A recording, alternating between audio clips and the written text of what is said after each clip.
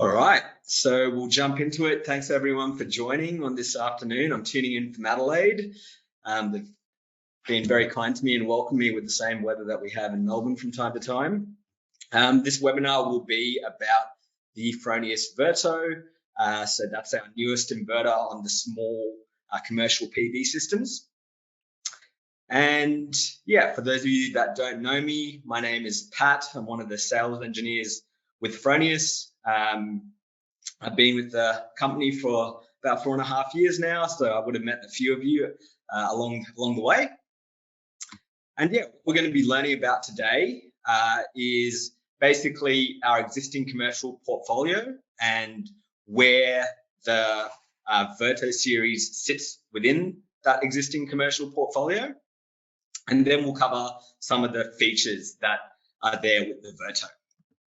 All right, so looking at our current portfolio, we have the SIMO Advanced SnapINverter, which comes in power classes between 15 and 20 kilowatts, 2 trackers on those.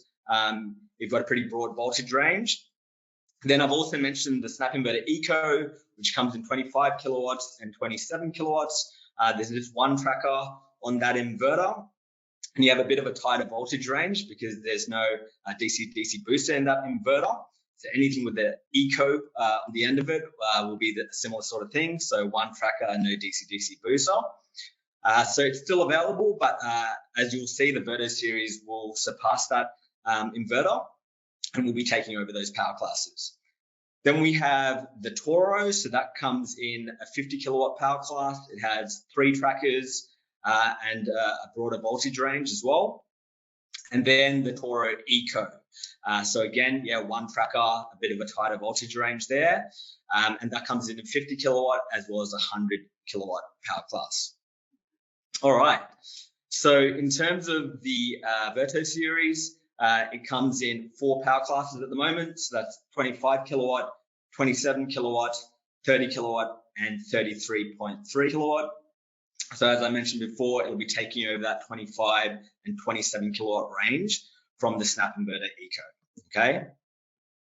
So one of the main features of the Verto is the high level of flexibility that it offers. So it offers a solution for even the most complex designs or roof layouts. So it has 4 trackers and the ability to have 2 strings per tracker and the ability to utilize high current panels on each of those trackers. So quite a broad voltage range, so 150 to 870 volts usable. Look, we still believe it's possible to design a lot of roofs with just 1 tracker, but we've listened to the market because you guys asked for more trackers. So we've come out with this product which gives you even more flexibility. Okay, the 28 amps per tracker and per strings, and you can have 2 strings per tracker. So quite a lot of flexibility there. So a lot of people get tripped up about having different orientations on the same tracker. So I'll just cover that quickly. So you can also work with various different roofs by paralleling different orientations to the same tracker. Why this works is basically because the current will stay the same whether you're paralleling or coming into 2 separate trackers, right? So in this example, it's 12 amps. Whichever way you do it, you're still going to have the same amount of amperage. But what's going to change is the voltage, right? So there will be some losses because of voltage mismatch, but these losses are quite minimal. So this example shows strings paralleled on different orientations, so east and west orientations parallel to the same tracker. And it's just an example here. Say early in the morning when you're getting more irradiance on the eastern side, say you're getting 1,000 watts per meter squared and you're getting a bit higher amperage coming through, so 5 amps on that string. And then on the other side, at the same time, you've got 1 amp coming through because you've got less irradiance, 200 watts per meter squared, all right? Now, if you look at this curve over here, this is an IV curve and it has different maximum power voltage points, the different irradiation levels. So you can see irradiation starting at 100 watts per meter squared. It's been marked out there, all the way up to 1,000 watts per meter squared. Now, in our example, we have one side with 1,000 watts per meter squared and the other one with 200 watts per meter squared, right? Now, if you look at the maximum power point for these 2 different points, right? There's the red one, there's the orange one. They're very close together, right? So that difference in voltage is not that much at all. And then when you parallel it to the same tracker, your voltage will be in between there, right? So it'll be like an average. So the losses that you get are very, very minimal. We have a white paper on this. If anybody wants that, please put it through in the questions and I'll make sure that it's sent out to you. And this is the example site that we have. It was actually with 5 SnapINverter Ecos. So 4 of those inverters had all of their strings facing the same way. So say inverter 1 was all facing north, another one was all facing east and so forth. And then one inverter had 2 strings facing east and 3 strings facing west, parallel to the same tracker, right? It's a 1-tracker inverter in that case. And you can see here the power output over several months is pretty much the same across all the different, all 5 inverters, right? So the difference there is very, very small. Also, to reiterate with that, as we do get this question from time to time, there's nothing in the Australian standards that stops you from doing this. This part at the bottom sometimes confuses people. So it says that PV modules that are electrically in the same series string need to be within plus or minus 5 degrees azimuth and 5 degrees tilt angle, but that's in the same series string, so not between strings. So between strings, you can have different orientations and it's okay. Also, another one I just want to point out from 5033 here is that it says PV array shall be designed to prevent circulating currents within the array. So the PV strings connected in parallel must have matched open circuit voltages within 5% per string, all right? So this usually means that you have to have equal strings when you're paralleling them. However, with commercial applications, when you have long strings, that 5% VOC difference is possible when you have a single module difference, right? So when you get to say a string of 19 and a string of 20, you're on that 5%, right? And same with 20 over 21, etc. It'll be the same. So there was actually a study that was done on this and endorsed by the Fraunhofer Institute, right? And this study looked at how this would affect yield when you add on one more panel, right? So here they're adding on one more panel, another panel to the next string, and so forth. And you can see at the bottom the additional yield that you're getting out there, right? And it keeps on going on, and you're getting more and more yield, right? As you have these differences, right? So in conclusion there, unequal strings are possible, preferably only one module difference, and you're going to get more energy there when you do this. But if you do have over 50% of unequal strings, then maybe consider using additional inverters. And on our side, in our quick PV design tool, which is within our design tool called Solar Creator, you won't be able to see the unequal string options. But say if you saw, using the 19 over 20 example, if you saw that you could do strings of 19 on that inverter and also strings of 20, then you know that you can mix and match them, okay? So the Verto is incredibly flexible, as you can see, and it can handle a lot of different situations when it comes to complex roofs, etc. And it's also able to manage both heat and shade effectively, right? So in terms of heat management, as with all of our inverters, the Verto has active cooling on board to make sure that the inverter doesn't derate quickly at higher temperatures. And that means that you're going to get more yield out of the inverter, more power, right? We also have a white paper where we've done this with one of our other inverters. But we think this is really important, both to get more yield, but then also from that, because you're keeping the electrical components cool, this also extends their lifetime, right? So we design everything with a 20-year lifespan. And the reason we're able to get to, those levels in terms of how long the inverter is kicking on for is because we invest in active cooling, and we still believe it's really important. So basically, ambient air is drawn in by the fans on the top and the bottom, right, as you can see here, and then blown out the side, right, over a heat sink. And then in terms of managing the shade, the Verto has the dynamic peak manager algorithm integrated within its software. So this algorithm works with its trackers, and basically what it's doing is it's scanning this curve here, right? So you've got PV output over voltage, as you can see, and it's scanning the entire curve from open circuit voltage to short circuit current to make sure that it finds the optimal operating point. So when you've got no shade, you're basically going to have this, one global maximum power point, which is the optimal operating point, right? But then when you introduce shade, that curve becomes a bit wavy. And what can happen is, without proper global maximum power point tracking technology, which is what the dynamic peak manager is, essentially it can get stuck on this local maximum power point, right? So it'll get there, the inverter will think, all right, if I go either way, I'm going to be reducing, so this must be the optimal operating point. But when in fact there is a better operating point to be on. So what our inverter does is it scans this curve every 10 minutes and makes sure that it finds this global maximum power point. Then in terms of safety, there's a few things on board that we've brought into the Verto integrated from factory. So the first one is surge protection devices. So it comes integrated with type 1 and 2, right?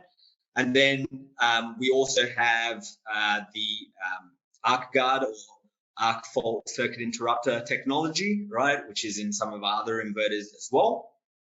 Okay, so essentially with that, it's a trained algorithm which is continuously learning and improving to ensure precise detection of these arcs. And we have a lot of experience with arcs through our perfect welding unit, one of our other business units. Okay, so that's basically allowing for arc fault detection, which is sometimes called for on some sites. Okay.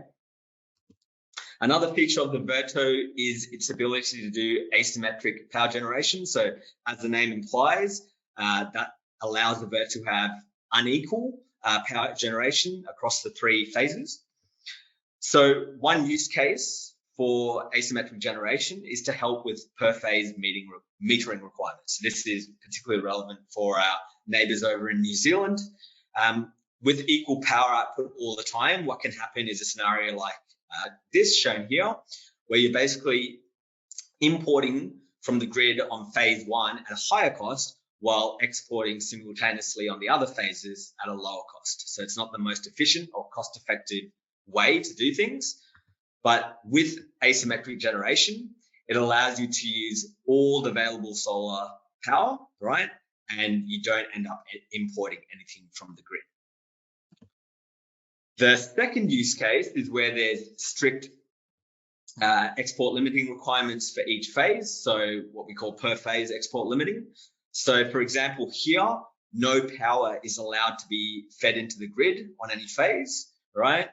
So traditionally in this scenario, to ensure that no export occurs, what the inverters would do would they'd limit their power output across all 3 phases to match the output of the weakest phase in the household, right? So here it's reducing down to 5 kilowatts across all the 3 phases. And then what ends up happening there, you're importing more expensive power from the grid. The system could potentially produce more energy that could be utilized, but instead you're unnecessarily importing from the grid. All right. So with asymmetric generation, the solar PV is utilized more efficiently, and then no export or import occurs in this example. Okay. So how you set it up it's in the same place in the web UI where you would do normal export limit settings. So here you just select limit per phase asymmetric generation. And just to see this or have this option available, you need to have at least the 1.32 firmware release on the inverter or any other subsequent firmware versions. So we're now up to 1.34.5. So it may be that some of the inverters that you've installed already have the relevant firmware on there, but you need that as a minimum. Then in terms of some limitations with the asymmetric generation, just to be aware of, I've also included the SIMO Gen 24 there because it is available on that series as well, this asymmetric power generation. So for both the SIMO Gen 24 and the Verto, each phase can't be over 33% of the inverter's nominal power, right? So if you had a 10 kilowatt inverter, then you couldn't have more than 3.3 kilowatts of asymmetric generation. Now, with the Verto, there's also some additional limitations there. So the phase imbalance can't be above around 5.7 kilowatts, which is about 25 amps. So there's an example there of what would work, 10, 5, and 7 on each of the 3 phases. That's okay. But then if you have 12, 5, and 7, you're going over that limit. Okay. So that wouldn't work. The neutral conductor always needs to be connected as well. So in a normal 3-phase system, when it's balanced, you'll have little to no current in the neutral, but when it's unbalanced, there will be some current going through the neutral. So that's why you need to have that. And the inverter will operate at a slightly lower efficiency, but because of the positive benefits from asymmetric generation and no grid import and things like this, and the associated savings, the pros outweigh that limitation. So in terms of data communication, I showed before a slide there where you could see a pilot monitoring card. So that's the same monitoring card, which is in our Gen 24 and Toro inverters. So in terms of commissioning, for those that are familiar with those other products, it's exactly the same, okay? So just a quick overview of that monitoring card. So you've got a LAN connection there for data communication. It's also Wi-Fi capable. You've got the LED status display. You've got 2 Modbus RTU interfaces, a wired shutdown function, and then you've got your digital inputs and outputs, so the digital IOs, as we call them. Okay, so I think a lot of you would be familiar with that. And then from an installation perspective, so from a commissioning perspective, it's quite easy. As I said, a lot of you would be familiar with the Gen 24s and Toros. It's quite a simple process. And in terms of the actual installation with the wiring, etc., we've tried to make that as simple as possible as well. So in terms of where you're going to do your wiring, there's a lot of area there, a lot of space. So it makes it quite comfortable with getting in there with your hands. We've got a DIN rail space there for third-party components if you want to put it in. And then on the bottom, there's MC4 plugs as well for the DC connection. Okay, so pretty simple to connect all your strings. Then in terms of mounting or where you can put the inverter, so there's a lot of areas that you can install it in, similar to other inverters in terms of where they can be put. It's very similar in terms of the restrictions. So, you need to avoid dusty areas, high altitudes, etc. But very similar to the other inverters that we have on the market. And then the image on the right shows you the clearances that you need to work within. Of course, if there are situations where you need to work with reduced clearances, just reach out to us and we can have a look at that. Give us as much notice as possible. Preferably don't try to get approval for reduced clearance on the day itself that you're installing, but we can look at that. And as long as there's enough ventilation, the room's going to be cool enough and things like this, there is a little bit of leeway there usually. But just reach out and we'll be happy to have a chat about that. Then in terms of mounting on the bracket, so it's a kind of similar design to the Gen 24. You've got 4 screws there that you need to put in. And then at the top, there's a little hook that you'll hook the inverter into, and then 2 circular clasps, one on either side that will click, the inverter will click into. Okay, so yeah, similar sort of concept to the Gen 24. And then lastly, when is it going to be available? So we just want to emphasize that these units are sitting in our warehouses ready to go, but it is pending CEC certification. So we are having conversations with the CEC on a very regular basis, trying to get this product certified. We just went through the process of getting everything that we need to get recertified. So we've gone through that, and now we're really pushing to get these certified, but we're waiting on the CEC. Okay, so they are ready to go. You're a relevant sales engineer, whichever part of the country that you're based in, they can keep you in the loop once it is certified. All right, and that's about it. So, now you know all about the Verto commercial portfolio and where it sits within our existing commercial portfolio and the features that it has and how to install it, etc. But yeah, now I'll open it up to questions. So if you do have any, please pop them in the questions section and I will start answering them now. Why is the air drawn in from the top and the bottom? From Raj. That's a good question. I can ask the engineers why they designed it that way. Someone's asked me about combining the trackers inside the inverter to share power. I'll have to find out about that, Jack. I'm not quite sure. Andrew, you've asked about the maximum phase imbalance, making that 5 kVA to meet AS4777 requirements. I'll check in with the relevant team, but we, as far as we know, from all the conversations we've had with the regulators, it should be fine, but I'll get some full information on that for you. Dan, you've asked about an install being done in December. Yeah, as I said, we're in regular communication with the CEC. We've reiterated to them how important it is to get this done before the end of the year, so that people can install them and claim SDCs and whatnot.